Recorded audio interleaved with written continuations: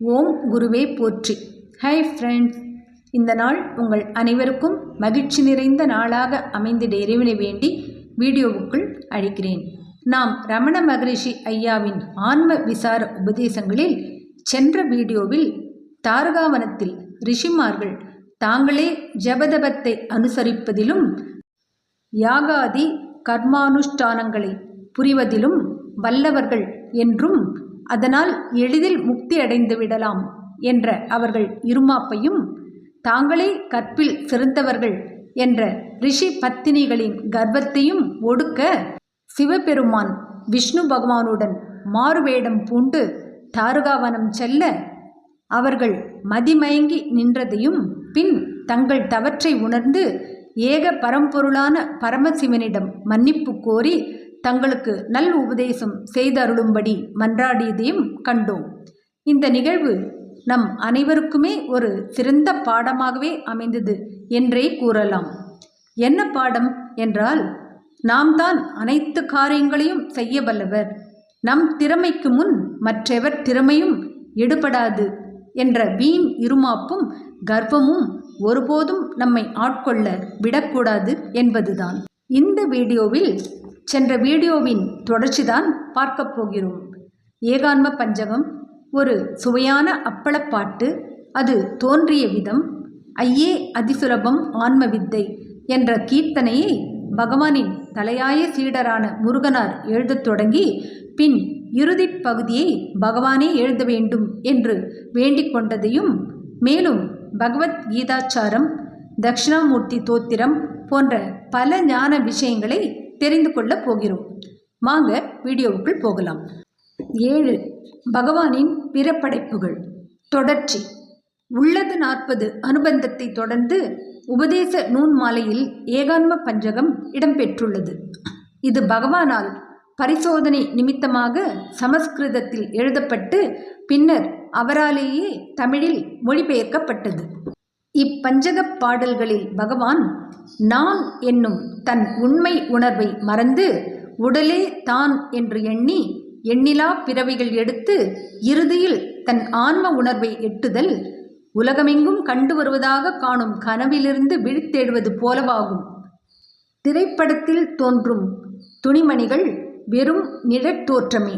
படத்திற்கு ஆதாரமான சினிமா திரையே உண்மையான துணி. அறிவே மெய் ஆதாரம், உடலோ அதனுள் தோற்றமாகும். பொன் ஆபரணங்கள் அவை செய்யப்பட்ட தங்கத்திலிருந்து தனிப்பட்டவை அல்ல. அதே போன்று நான் என்னும் ஆன்ம உணர்வை தவிர்த்து உடல் தனியானது அன்று. அஞ்ஞானியே தான் என்பது தன் உடல் என்பான். தன்னை அறிந்த ஞானியோ ஆன்மாவே நான் என்று உணர்கிறான். ஆன்மா ஒன்றே எப்போதும் உள்ள மெய்மை.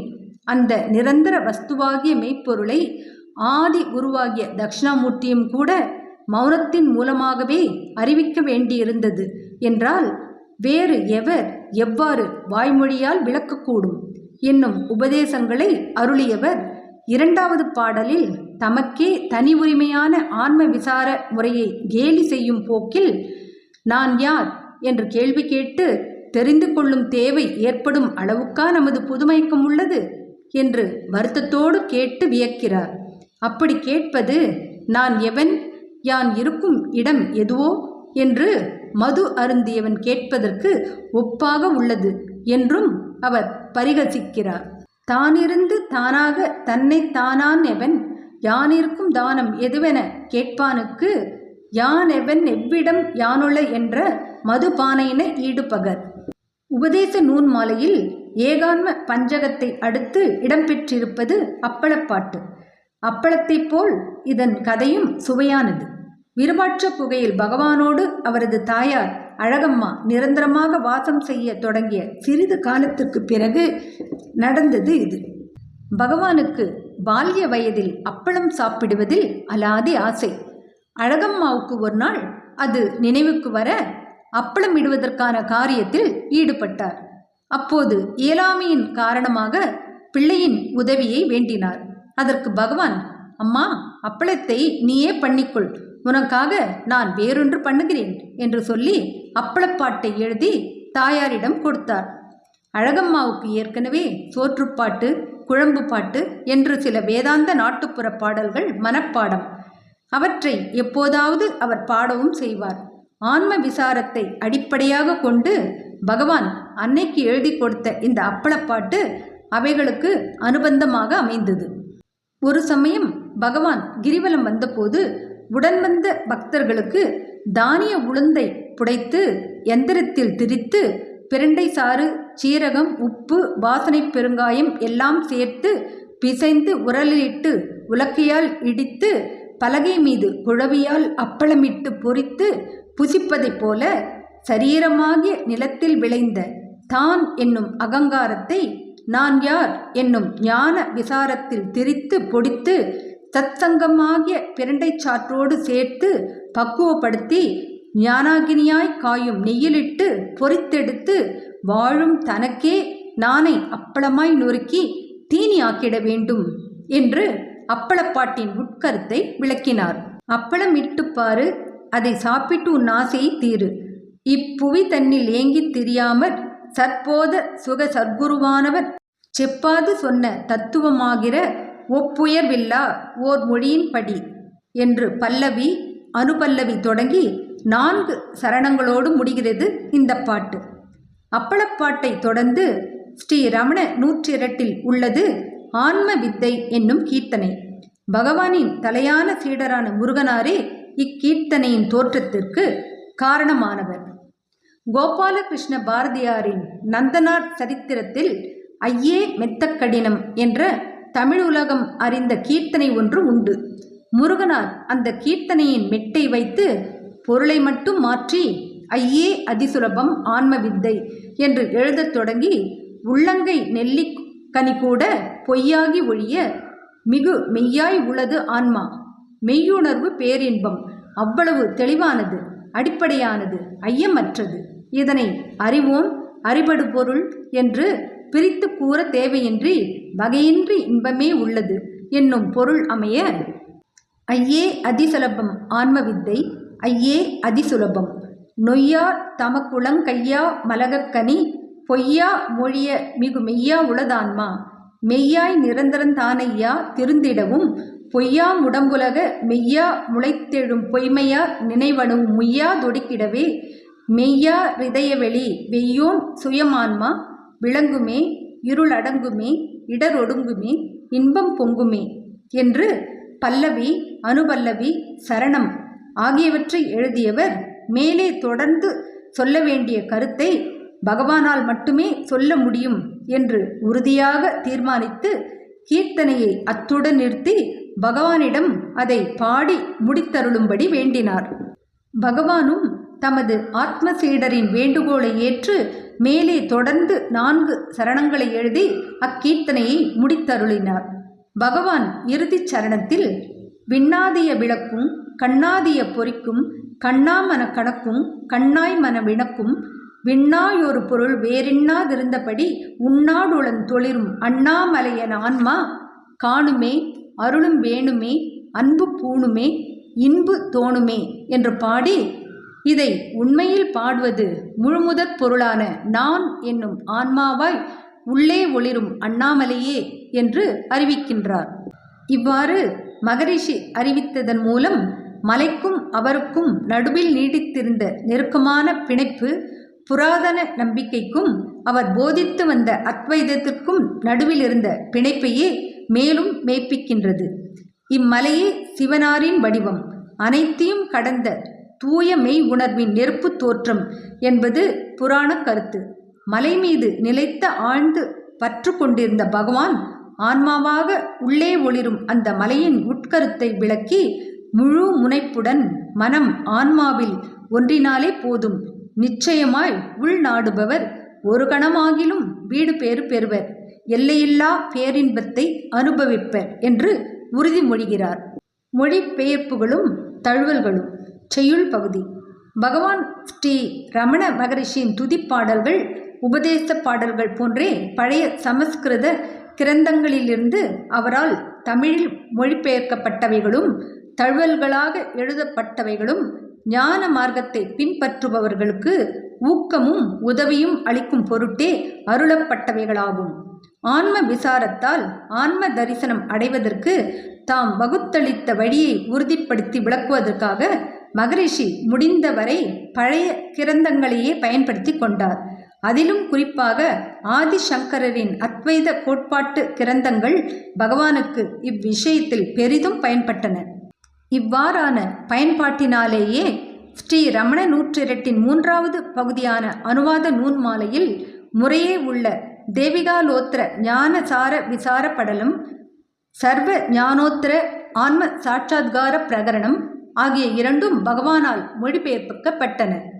உப ஆகமங்களுள் ஒன்றாய ஸ்ரீ தேவிகாலோத்திரத்தின் கண் சகல ஆகமசாரத்தின் சாரமாய் பக்குவ ஆன்மாக்கள் பரிபாக காலானந்தரம் அடைய தகுந்த ஞானத்தையும் ஆசாரத்தையும் விவரித்து பரமசிவன் பரமசிவைக்கு அருளி செய்த இந்த ஞானசார விசார படல கிரந்தமானது சனன மரண ரூப சம்சார துக்க சமுத்திரத்தில் வீழ்ந்து முங்கி பொங்கி தத்தளிக்கும் ஜீவர்களை தாங்கி நேர்வழி கொண்டு போய் முக்தி எனும் அக்கறையில் சேர்க்கும் அரும்பெரும் தோணியாய் இருத்தலின் முமுட்சுகள் அனைவரும் திகைத்து வழிதப்பி அலையாமல் இதன் துணையால் நேர்மார்க்கமே சென்று அச்சாந்த ஆனந்த பரமபதம் அடைவாராக என்ற முன்னுரையோடு பகவானால் மொழிபெயர்க்கப்பட்ட இஞ்ஞானசார விசார படலத்தில் மங்கள வெண்பா நீங்களாக 85 வெண்பாக்கள் உள்ளன.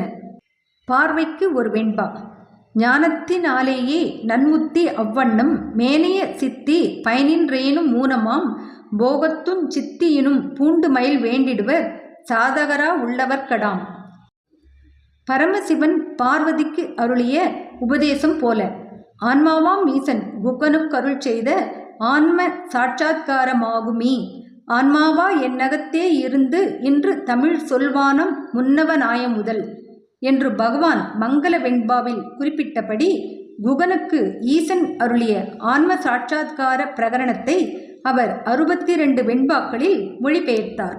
சமஸ்கிருத கிரந்தங்களிலிருந்து பகவானால் வெகு அருமையாக தமிழில் மொழிபெயர்க்கப்பட்ட வெண்பாக்கள் இவை. பிரகரணத்திலிருந்து ஒரு பா. பால் ஒண்ணம் ஒன்று பசுக்கள் பல நிறங்கள் பால் போலும் ஞானமென பார்த்திடுவர் சால்பு பல லிங்க முழவெல்லாம் பசுக்களை ஏய்ந்தவே இங்கரிதிட்டாந்தம் இது. பாண்டவர்களுக்கும் கௌரவர்களுக்கும் இடையே குருஷேத்திர போர்க்களத்தில் யுத்தம் நடந்து கொண்டிருக்கும் போது எதிரில் நின்றிருந்த பந்துக்கள் குருமார்கள் மீது அம்பு தொடுக்க மயங்கி சலித்து நின்ற பார்த்தனுக்கு பகவான் கிருஷ்ணர் அருளிய உபதேசமே பகவத்கீதை. சமஸ்கிருதத்தில் உள்ள இக்கீதையில் 700 ஸ்லோகங்கள் உள்ளன. பகவான் அன்பர் ஒருவரின் வேண்டுகோளுக்கிணங்கி அவற்றினுள் ஒளிமிகுந்த மணிகளாக 42 ஸ்லோகங்களை தேர்ந்தெடுத்து அருமையான தமிழ் வெண்பாக்களாக பகவத்கீதாச்சாரம் என்னும் தலைப்பில் பாடி அருளினார். ஸ்ரீ ரமண நூற்றிரட்டில் ஆன்ம சாட்சாத் பிரகரணத்தை அடுத்து இடம்பெற்றுள்ள இப்பகவத்கீதாச்சாரத்தில் ஈரடி காப்பு செய்யுள் நீங்களாக 42 வெண்பாக்கள் உள்ளன. பண்டைய நூலின் சாரத்தை காய்ச்சி எடுத்து வடிகட்டியது போல அத்தனை சுருக்கமாக சாதாரண மக்களும் படித்து புரிந்து கொண்டு பயன்பெறுமாறு பகவான் வெகு எளிய தமிழில் இவ்வெண்பாக்களை அருளியிருக்கின்றார். கற்க கசடர கற்பவை கற்றபின் நிற்க அதற்கு தக என்னும் வள்ளுவர் வாக்கை பின்பற்றி வாழ முயலும் எளியோர் தமக்கு புவியில் நல்லுணர்வோடு கூட்டுறவாய் வாழவும் மெய்யுணர்வாகிய பேரன்பத்தை பெற்று மகிழவும் ஆன்மீக முன்னேற்றத்தில் சிறக்கவும் இப்பகவத்கீதாச்சாரம் ஓர் அற்புத வழிகாட்டியாக அமைந்துள்ளது. ஞான சாகரமான இக்கீதாச்சாரம் இன்றைய மக்களின் தேவைக்கும் அது எவ்விதத்தில் பயனளிக்கிறது என்பதையும் விளக்குகிறது. தேர்ந்தெடுத்த நேர்பாதையில் செல்லும் வாழ்க்கை போக்கில் இடம்பெறும் நிகழ்ச்சிகளும் அவற்றால் ஏற்படும் அனுபவங்களும் ஆகியவற்றை ஆன்மீக வளர்ச்சிக்கு எவ்வாறு உறுதுணையாக்க முடியும் என்பதற்கான வழிகாட்டலில் இந்நூல் தலையாயதாக திகழ்கிறது. மேலும் ஆன்மீக பயிற்சி முறையாகவும் நானற்று செய்யும் பணி, அன்பு, மெய்யுணர்வு ஆகிய 3ஐயும் ஒழுங்குபடுத்தும் சாதனை திட்டமாகவும் இது விளங்குகிறது.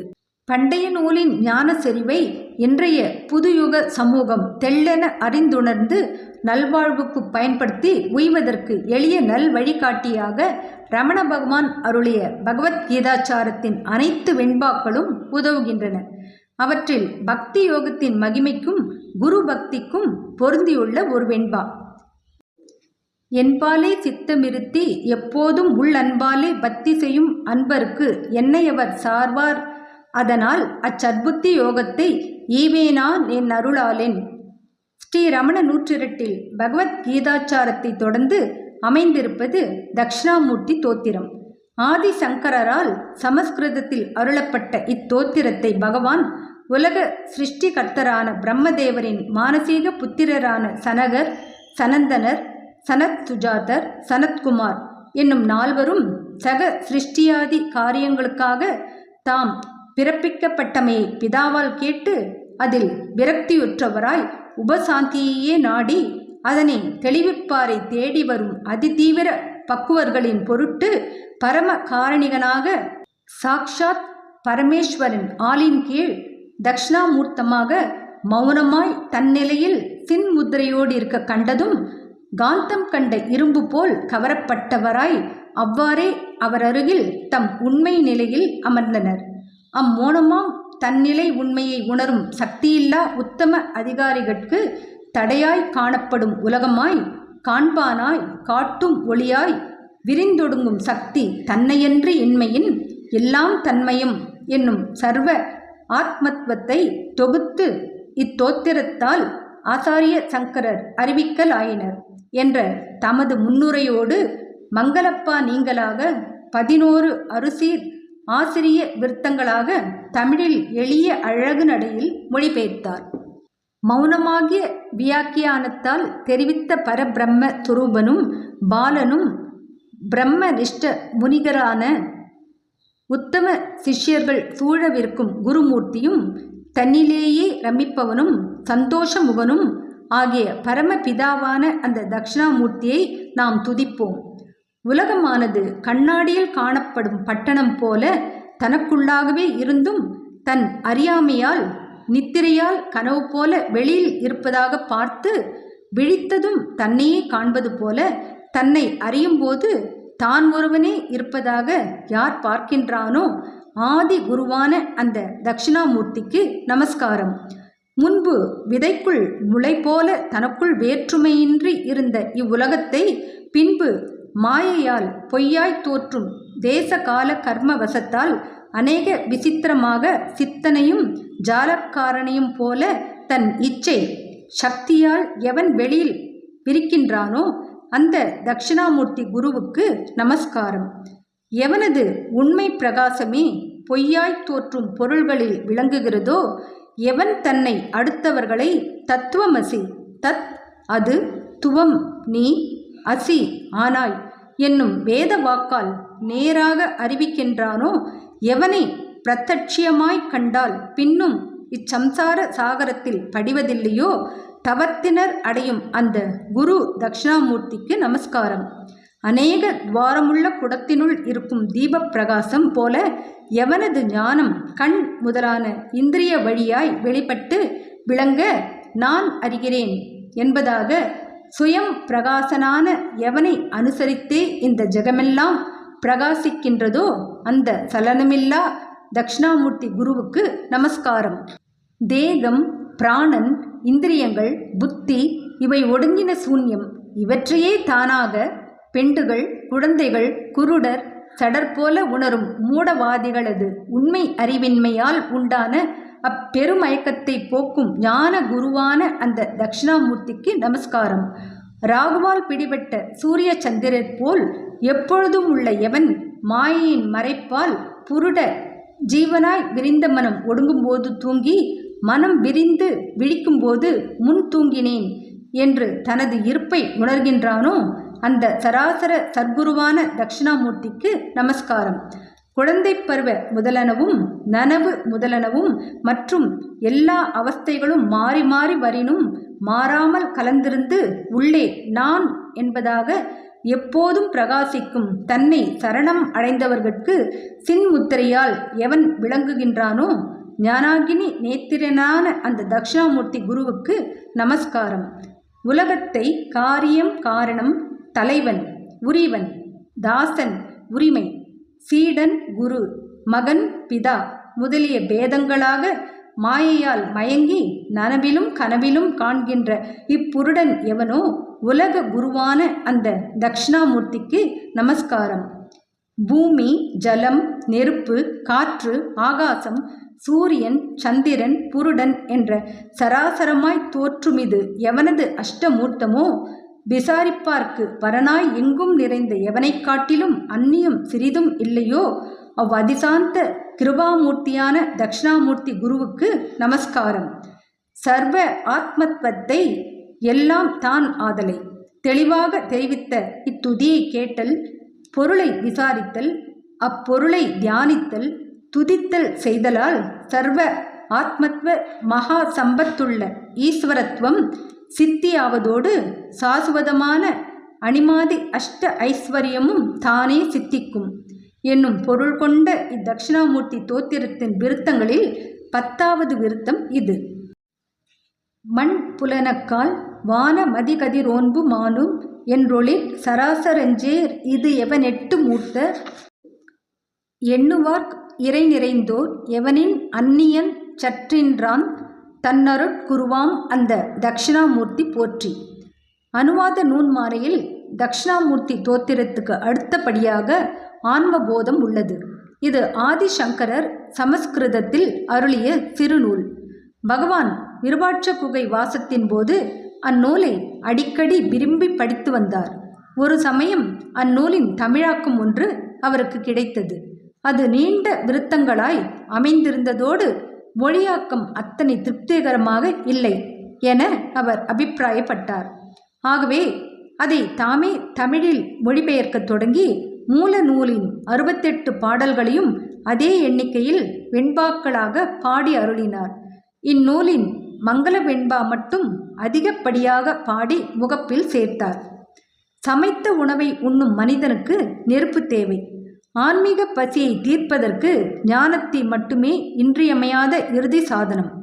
கர்மம், பக்தி போன்ற பிற சாதனங்கள் யாவும் குறிப்பிட்ட இந்த விசாரணை நிலைக்கு கொண்டு வரவே ஏற்பட்டவை. இங்கிருந்துதான் உறவுகோல் நட்டு உணர்வு கயிற்றினால் உள்ளதை உள்ளபடி கண்டும் விண்டும் உண்டும் மகிழும் சத்திய வாழ்வு ஆரம்பமாகிறது என்பதுவே இந்நூலின் மையக் கருத்து. நூலில் ஒரு வெண்பா, அறிவொன்றே நேர்முக்தி சாதனமாகும், பிற சாதனங்களின் பேராம் அறிவின்றி ஆகாது முக்தியுற அக்னியின்றி பாகமாகாத வாரென்றறி.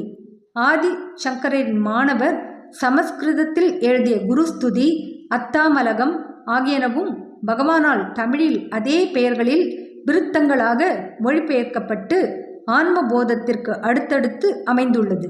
இவற்றில் குருவின் பெருமையும் தவ சிரேஷ்டரின் தயையின் சிறப்பும் விவரிக்கப்பட்டுள்ளன.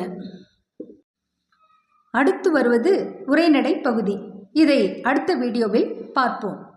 என்ன ஃப்ரெண்ட்ஸ், இந்த வீடியோ பிடிச்சிருந்தால் லைக் பண்ணுங்கள், ஷேர் பண்ணுங்கள், சேனலை சப்ஸ்கிரைப் பண்ணுங்கள். இதுவரை எனக்கு சப்ஸ்கிரைப் பண்ணி உள்ள அனைவருக்கும் என்னுடைய மனமார்ந்த நன்றிகள். மீண்டும் அடுத்த வீடியோவில் உங்களை சந்திக்கும் வரை உங்கள் அனைவருக்கும் நன்றி கூறி விடை பெறுகிறேன். வணக்கம்.